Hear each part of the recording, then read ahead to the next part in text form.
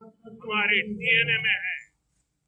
साथियों, अगर आप तमिलनाडु जाएंगे तो तमिलनाडु के उत्तरी हिस्से में उत्तीर मेरूर गांव है।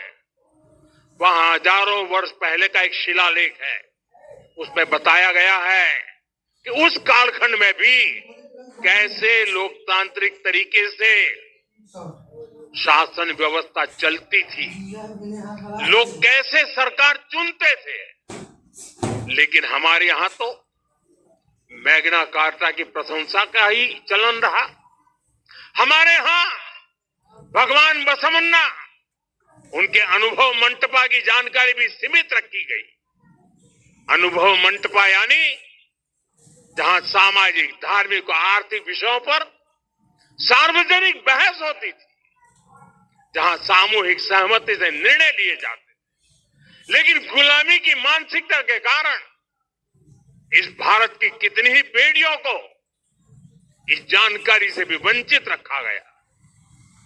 साथियों, हमारी व्यवस्था के हर कोने में गुलामी की इस मानसिकता ने डेरा डाला हुआ था। अब याद करिए, भारतीय नौसेना का ध्वज सदियों तक उस ध्वज पर ऐसे प्रतीक बने रहे जिनका हमारी सभ्यता, हमारी शक्ति, हमारी विरासत से कोई संबंध नहीं था।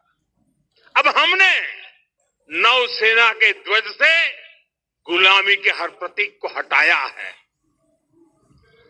हमने छत्रपति शिवाजी महाराज की विरासत को स्थापित किया है। और ये सिर्फ एक डिजाइन में बदलाव नहीं हुआ, ये मानसिकता बदलने का क्षण था।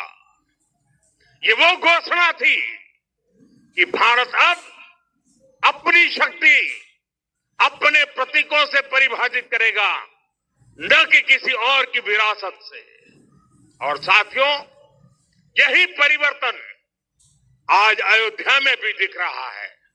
साथियों, ये गुलामी की मानसिकता ही है जिसने इतने वर्षों तक रामत्व को नकारा है। भगवान राम अपने आप में एक वैल्यू सिस्टम है। ओरछा के राजा राम से लेकर रामेश्वरम के भक्त राम तक, और शबरी के प्रभु राम से लेकर